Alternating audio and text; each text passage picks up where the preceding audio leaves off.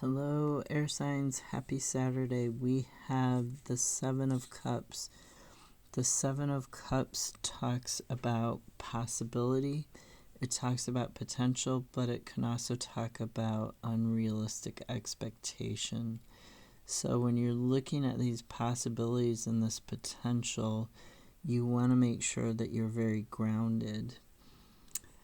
We have the Three of Wands. This is talking about you're trying to find your path, your expansion forwards for the long term, what's going to help you continue to grow and move forwards. And the other clarifiers, we have Page of Swords, the Devil, and the Nine of Swords. Okay, so while you're looking at this potential and this possibility and trying to find your path forwards, you really need to look at healing your thinking, making sure that it's in balance with the Page of Swords and the Devil here. Both of these are talking about things that you're thinking about. The Devil can make you feel like you're bound by stuff that it's just an illusion that you're bound to it.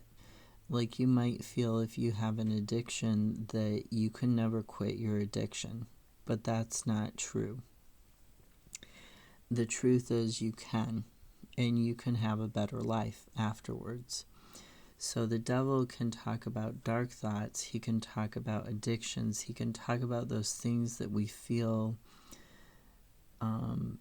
we just don't want to acknowledge about our life because they're very negative. It also talks about exploring those things, so doing shadow work. So when you're looking at this Page of Swords and you're looking at healing your thinking and getting your thinking more into balance and you're studying how to do that, don't repress those thoughts. Don't repress those negative things, those things that you don't want to think about or deal with. That's what's going to help you find your long-term path in the end once you deal with those. And the Nine of Wands, this is talking about perseverance.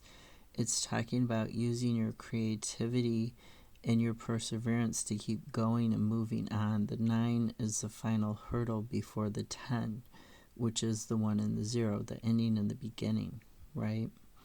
So this 9 is this final hurdle in this negative situation where you're trying to find your path and find your way out and find your potential. You're almost to that end. And then we have the Ten of Wands in reverse. And the Ten of Wands in reverse, you really want to look at why you might be avoiding the end of the situation. This can talk about avoidance. It can talk about burnout. It can also talk about, being immature when you're trying to end this cycle and really not looking at very deeply what is going on. So try to avoid just sort of poo-pooing the situation and not taking a deeper look at it. Avoid any sort of misgivings you might have about just facing the situation head on. You're not going to be able to drop these burdens if you don't face the situation. The clarifiers, we have the Magician. This is you trying to get stuff into balance so that you can find that new path, find that new doorway that the Three of Wands is talking about. You're trying to manifest that path. And then we have 4 more clarifiers for the Ten of Wands in reverse. We have 2 of Wands, 5 of Swords, Page of Wands, and Cosmos. Sorry, my voice just caught there for some reason.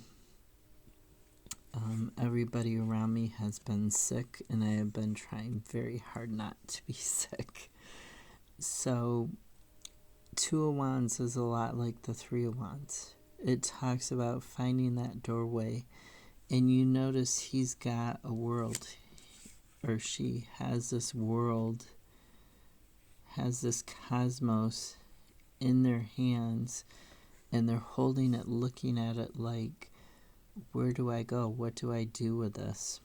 So Two of Wands is finding that pathway out of the darkness, finding that vision for yourself and for your life and what you want to do.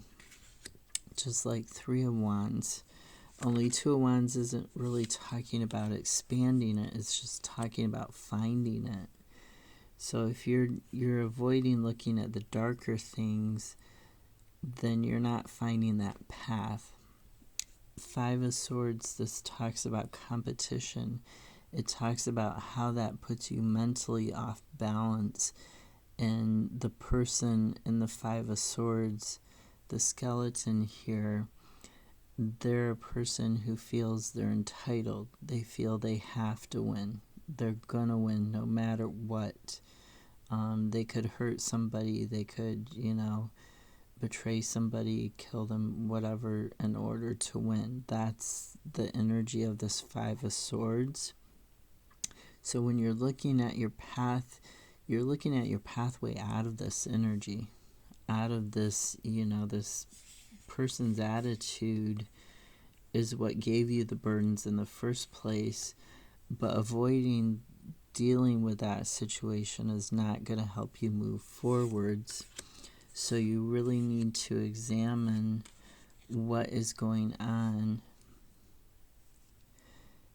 How is this affecting you overall? How is it affecting your thinking, your conscious, your unconscious? How is your health doing with this?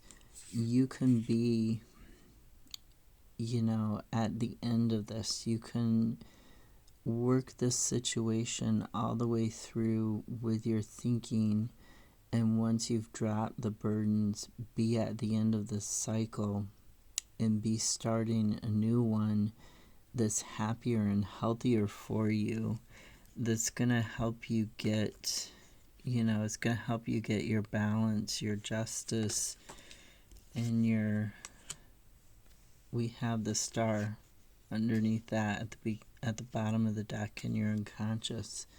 It's going to help you get your healing. Don't avoid dealing with this sort of mindset that's throwing you off balance. Really examine it. You want to drop your burdens. You want this Ten of Wands to go in the upright so you can end this cycle and find your path. So these negative thoughts that are symbolized by the devil, or this darkness, these things you don't like about your life or yourself, those are the things you have to face. That's where the potential for growth is. That's where the potential for your happiness and your long-term stability is. I hope that makes sense to you. Have a great Saturday. I'll see you tomorrow. Bye.